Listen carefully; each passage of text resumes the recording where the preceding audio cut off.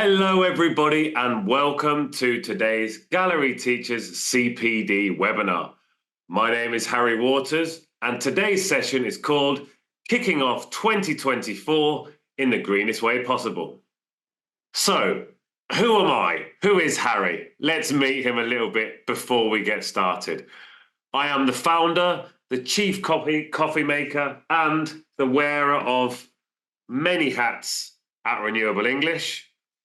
I'm from Northampton in the UK, but I'm currently living in Seville. I love flags, secondhand shirts, and my dog. They're a few of my favourite things. And I really don't like green peppers in food. Just that makes me so angry. But that's enough about me. Let's look about what we're going to talk today. We're going to talk about how we're feeling. We're going to look at some simple green routines, then a few projects for a greener classroom, and finally, a few community and global initiatives. So I'd like to know from you,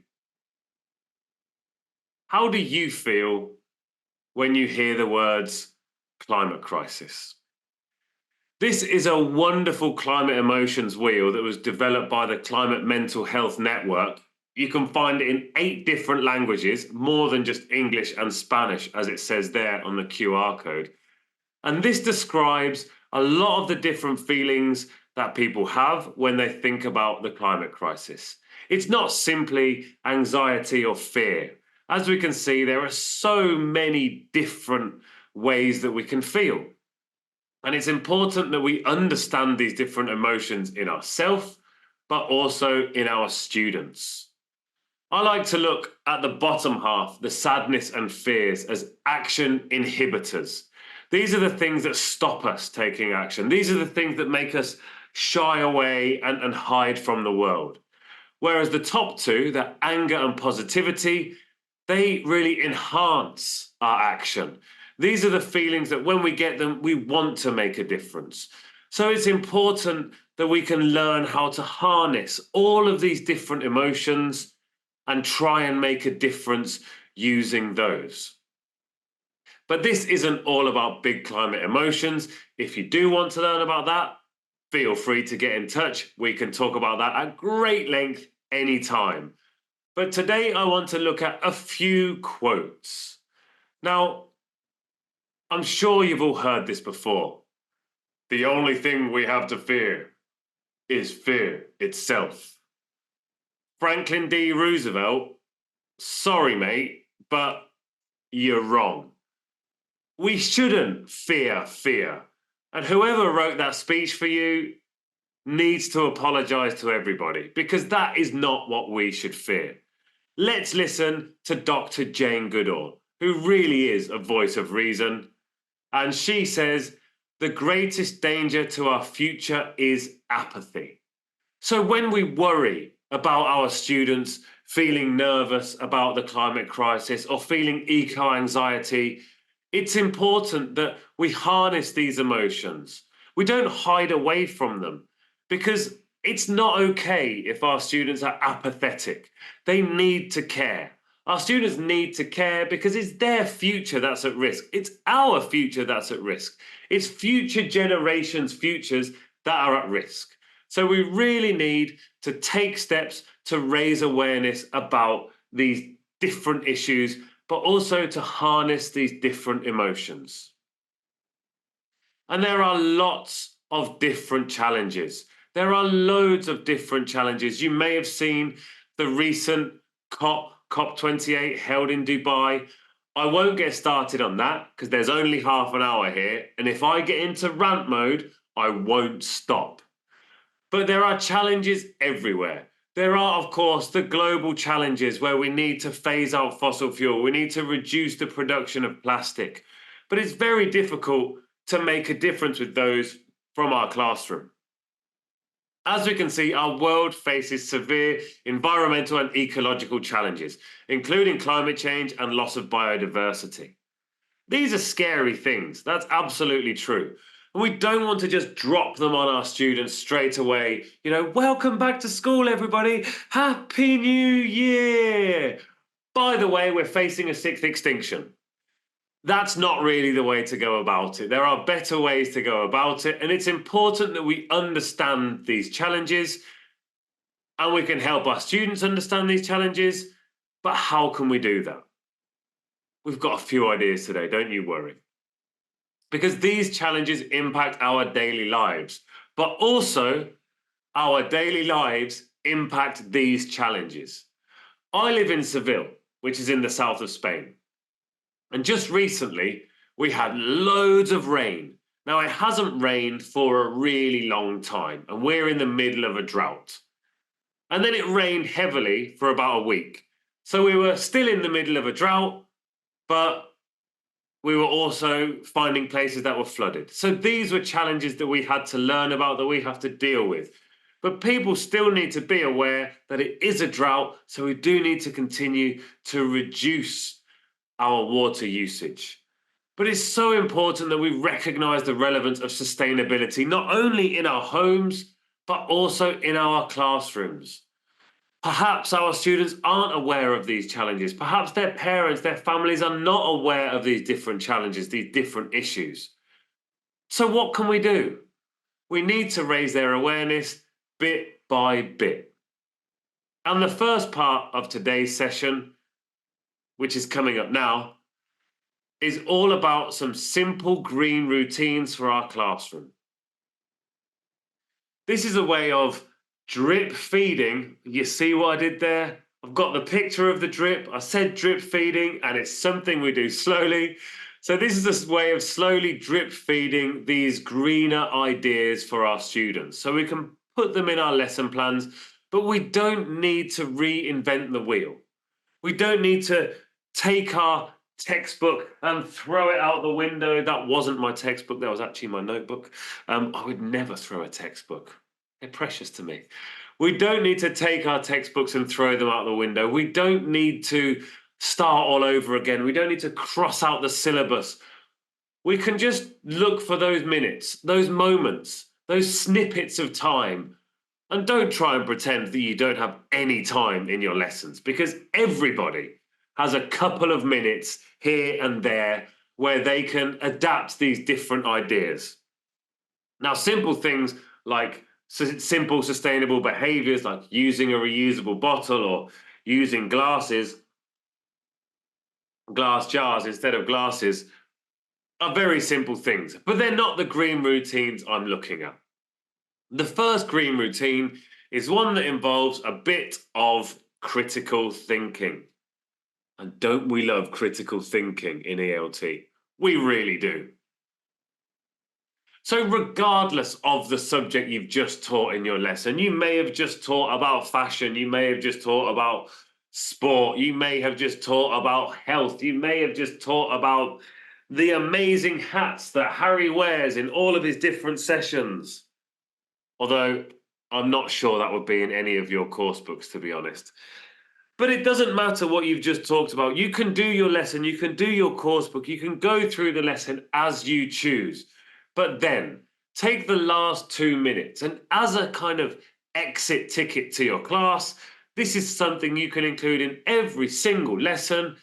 Do a 2-minute tweet. Now, I know it's not a tweet anymore. It's an X now.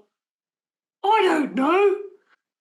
But we like to get our students, I certainly like to get my students to think about what we've learned about today and how that impacts the planet. So they need to think critically for 2 minutes at the end of the lesson about what we've learned today and how it impacts the planet. And a great thing to do here with your students is to tell them, don't worry, all you have to do is 2 minutes and you cannot write more than 280 characters. Now, you don't have to write an actual tweet. You can do it in a notebook. You can do it on a piece of scrap paper. You can do it any way you want. It's completely up to you. But tell your students you can write no more than 280 characters. And you can see here, I've even made a fake tweet. I got the year wrong. I'm still so stuck in 2023. I really need to get with the times. But there are ways to generate these fake tweets. I went to tweetgen.com, I believe, if you're so inclined. But I get my students to just quickly write it in their textbook. So as you can see, Harry from Renewable English just had a lesson about sport. And we learned all the important sports words like kick and goal and football and basketball and cheese rolling. Always cheese rolling in the textbooks. I don't know why. But at the end of that lesson, Harry took the time to write a quick tweet. He took 2 minutes and it says, as I'm sure you can see, sport impacts the climate in many ways, like people travelling to matches and the food wasted in hotels. But the climate crisis also damages sport. 20 years ago, they never had water breaks in football. Now they do. Events also get cancelled because of extreme weather more often. You could also look at skiing. You know, what's going to happen with skiing in the next 50 years? I'm not really sure because it's melting pretty fast. You can look at all these different areas of how sport affects climate and how climate affects sport. So there you go. There's your first idea. The next simple green routine is an environmental board race. Take an environmental word, write it down the whiteboard on 2 different sides, and get the students to run up and complete it with whatever you want, depending on the age group. Perhaps if you're working with older students, you could make sure it's the lexical set they've just worked on. Even with younger students, maybe it could be on different animals, for example. Maybe write biodiversity as your climate word, and they have to think of an animal with each different letter. Bear, the iguana, ocelot. All right, I'm already stuck. But I'm sure there are plenty of different animals. And what I like to do, if you want to give it points, if you want to give students that incentive, is whoever has the longest word can then win the point, earn the point. And this is great for exam classes because with these exam classes, you can really work on extending the different words. You know, you can, if there's a G, you could write govern, government, governments. And all of these different ideas. So you can talk about adverbs in there, you can talk about plurals, you can talk about ed endings, just a way of them extending what they're talking about. I'm going to be honest with you, you don't have to use climate words when you do this. I just like to do it to make sure the students are refreshed with the different words that we've learned from different days. I also like to take those words, put them in an envelope, and then in the next class, you can take a different one out, and that can be your word of the day for your board race. The next simple green routine is a snowball planet pledge. We've always got scrap paper. Who doesn't have scrap paper in their classes? Because maybe you made a few too many photocopies. Well, a great thing to do on that is ask your students to write their planet pledge. I am going to take shorter showers. I am going to stop buying fast fashion. I am going to bring down capitalism and work for a degrowth economy. Okay, maybe that won't work. Maybe the students aren't quite at that level. So we write those down, screw it up into a ball. Here we go. Screw it up into a ball. And then I like to get my students to just throw it at me because it's fun. But they can throw them around the classroom, and then the students walk, they pick up the different planet pledges, and they go around and they ask their fellow classmates, are you going to take shorter showers? No, I'm not. I'm not going to take showers at all. Okay, so it doesn't belong to Harry then. How about the next one? Are you going to take shorter showers? Yes, I am. So then we find out it's Estrella, we write Estrella, and then we stick it up on the wall to remind us of our planet pledge. By the end of the year, your wall could be completely covered with scrap paper that you've reused, so your encouraging a greener mindset, we're also reminding ourselves of all these different ideas. The next one, higher or lower? There are lots of big numbers when we're talking about the climate crisis. Just turn them into a game. So, how many litres of water does it take to make 1 litre of cow milk? And you throw it out to your students, and they'll say 10 litres, and you'll say it's more than that.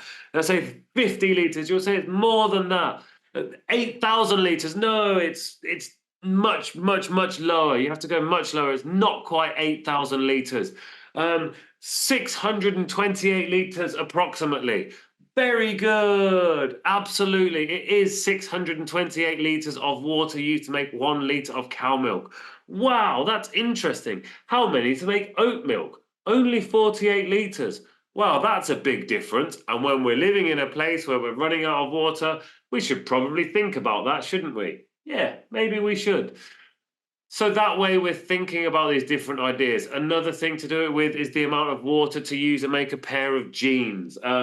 You can talk about the amount of land that has been lost to deforestation. You can also talk about positive things like the number of trees that the ecosia.com has planted this year.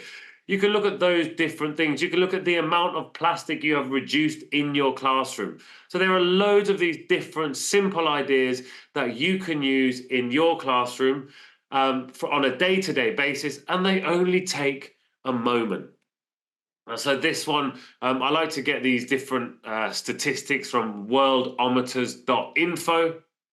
It's a wonderful place to go for lots of fun ideas where you can get them at the drop of a hat.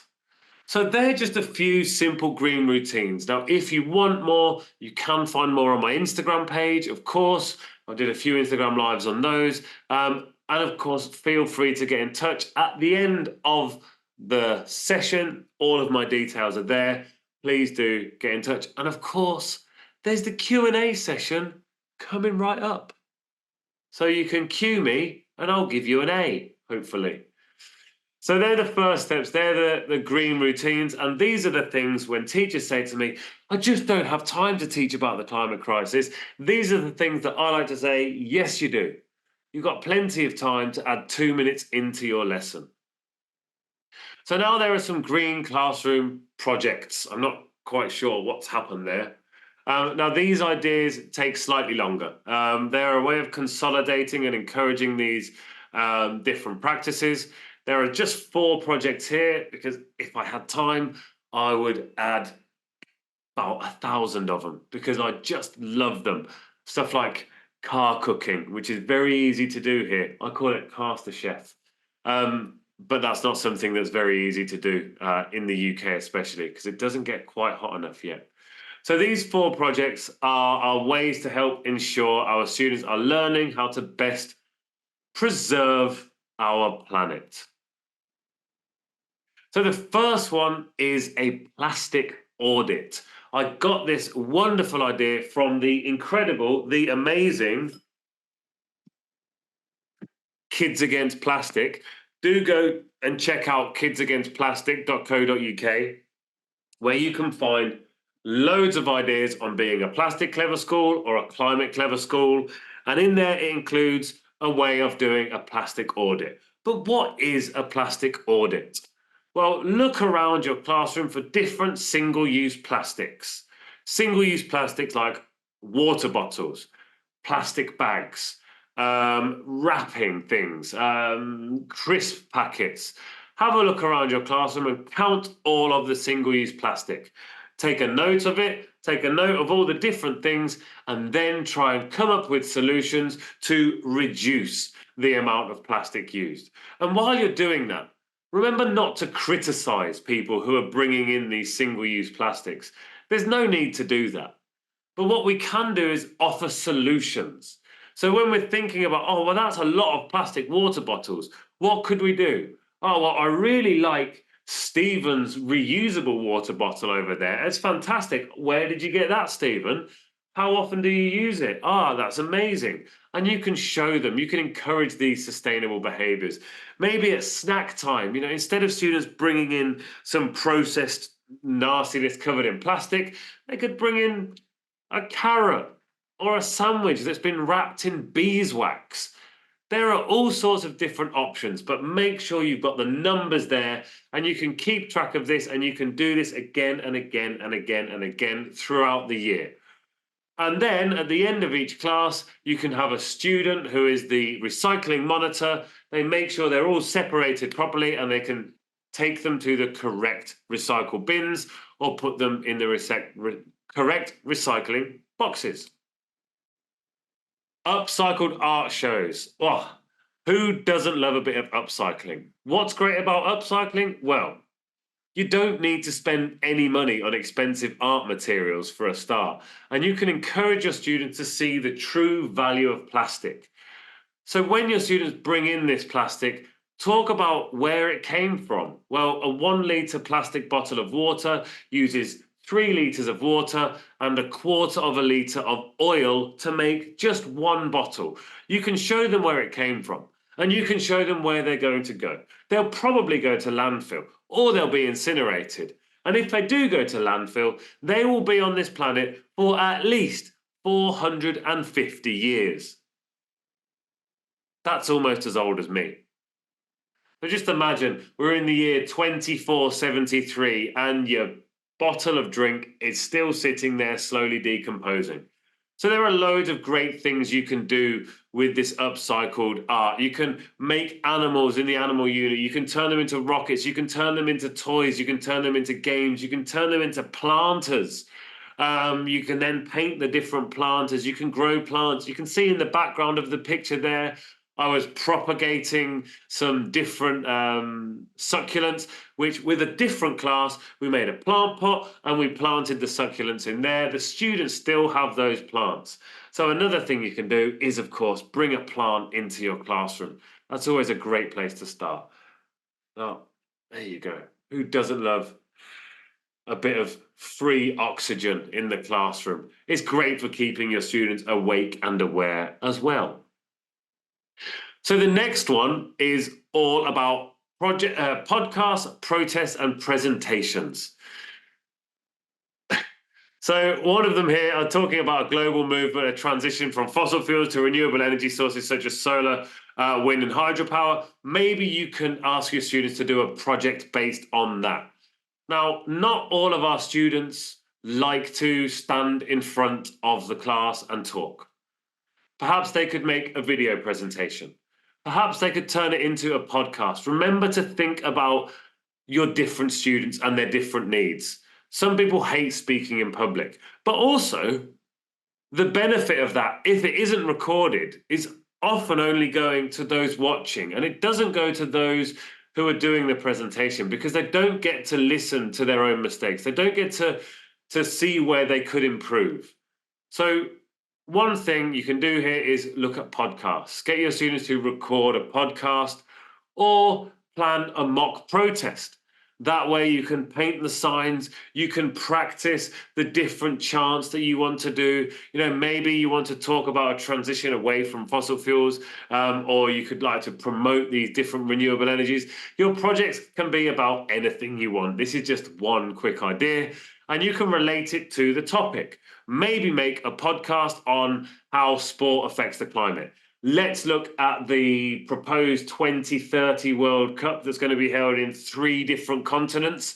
Let's just think about the carbon footprint of the teams alone that are flying, not even the spectators and different people like that. So I think it's important that we take stock, but give our students the opportunity to present their ideas in a way that they feel comfortable. And the last little idea here is creative writing. Creative writing really can, I don't know why I've got an image of a microphone on there. I guess I just forgot to change it. My apologies. There should be a pen. So creative writing, stories and poetry, it doesn't only have to be about the writing. You can also do some storytelling yourself to your younger learners. As you can see there, that's me reading Greta and the Giants in the park under a nice tree in the shade, wearing a different hat, of course, but the same beard as always. But working on the creative writing can really be an outlet for your students. It can be a way for them to write about a fantasy world, a world they would like to live in, a world they think they might live in. Also look at poetry. There are lots of different types of poetry that you can work on. I always go to the word guerrilla. He is my favorite poet, or the word gorilla, as we might say in English. This idea of blackout poetry is a fantastic one. Also working on haikus, on limericks. It helps students work on their English, on their language, but it also really helps students focus on these environmental issues. And again, it doesn't have to be negative. It can look at the positive outcomes. Greta and the Giant looks at how collective action works. And that is something else we're going to take a quick look at now in our next section, which is Think Global, Act Local.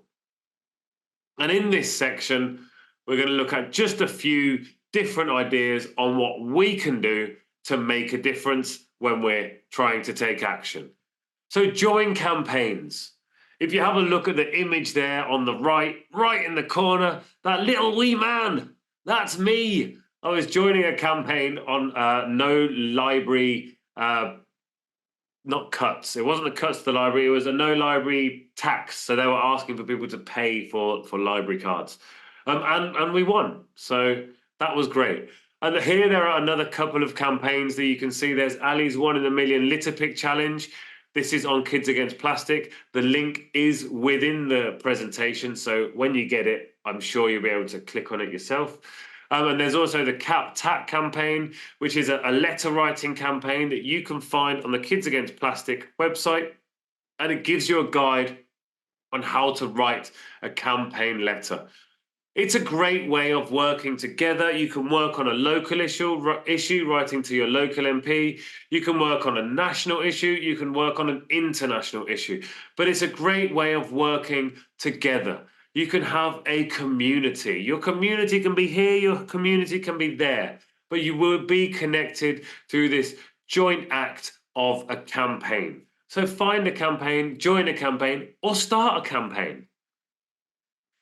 Another thing to do is a swap shop. Why not work together with your students to arrange a swap shop where you can bring old books, you can bring old clothes, you can bring old toys, and you can share these pre-loved items. It can be an old bartering system, things that you're ready to give away, things that you don't want to keep.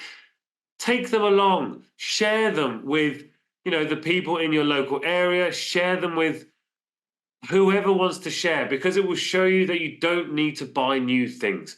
One of the biggest problems in the world today is endless consumerism, and we can't keep making things and buying things, and when something breaks, just throwing it away. And we need to share, we need to swap, and we need to keep up with this idea of pre-loved is no worse than brand new. And then litter picks. Go out. The collective nature of litter picks is one where everybody gets together. You can see in the images there are all sorts of different people and animals, there she is, who get involved in these different litter picks.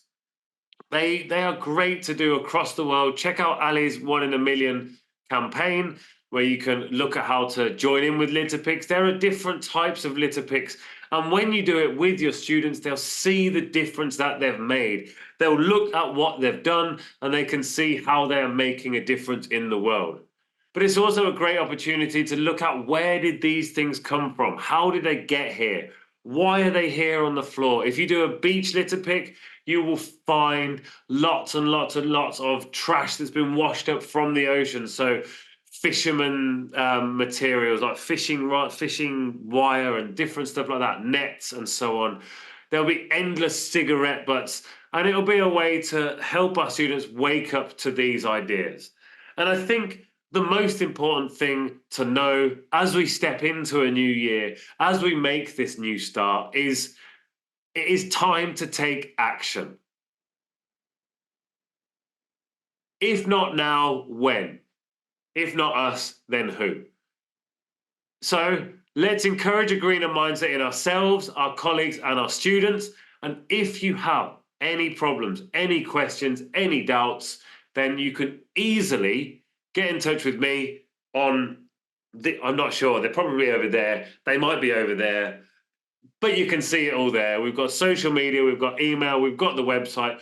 Please do get in touch anytime you like. And if you have any questions, we're going to be ready for our Q&A in a few seconds. But first of all, I do need to share with you, of course, the pro membership for gallery teachers. We can see there, we can click on the link.